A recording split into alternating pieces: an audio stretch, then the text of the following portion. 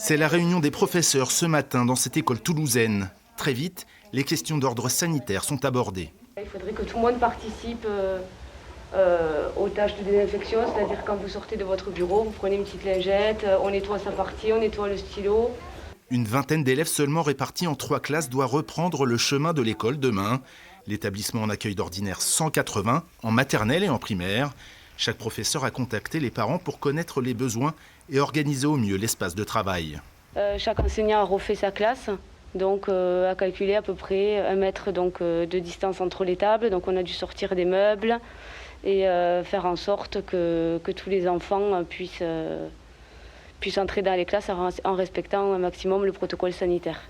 Dans cette salle de classe, les tables sont espacées de plus d'1 mètre. Chaque élève bénéficie de son matériel propre. Interdiction de prêter ses affaires à un camarade.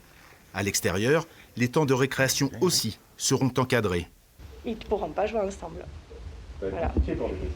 Ça va être compliqué, donc on teste cette semaine, on va voir comment ça se passe pour adapter en fonction de la réaction des enfants aussi, parce que là c'est très théorique, on n'a pas encore testé sur le terrain, mais on a réfléchi, même dans la cour, il faut que les distanciations sociales soient respectées. Des mesures sanitaires strictes pour les élèves et une exigence renforcée pour les personnels de ménage. Ils sont 8 à s'occuper des locaux, 1 de plus qu'à la normale. Sol, toilettes, poignées de porte, ils doivent tout désinfecter à chaque passage d'enfant, une dizaine de fois par jour. C'est vrai que ça donne du taf. Si ça commence à travailler comme jusqu'au 3 juillet, ça va. Voilà. Vous êtes mis à contribution, quoi. C'est ça. Seules les grandes sections, les CP et les CM2 doivent reprendre demain. D'autres classes pourraient rouvrir dans les semaines prochaines en fonction des besoins.